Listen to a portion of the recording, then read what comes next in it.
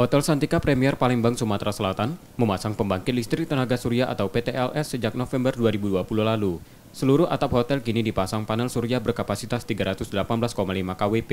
Pasokan listrik mampu memenuhi sebagian kebutuhan listrik hotel, termasuk 155 kamar dan 7 ruang pertemuan. Hotel pun tak sepenuhnya bergantung pada pasokan listrik dari PLN.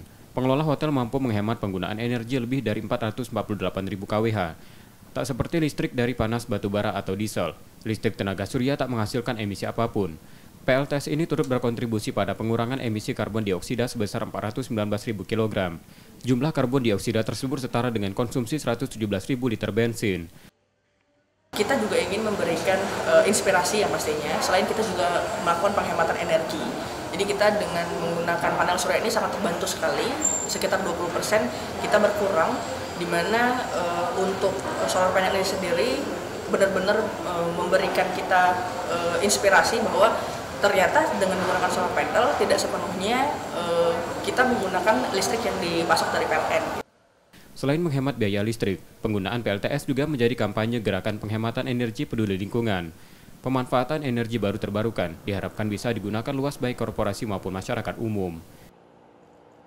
M. Rizky Nurmizan, Kompas TV, Palembang, Sumatera Selatan.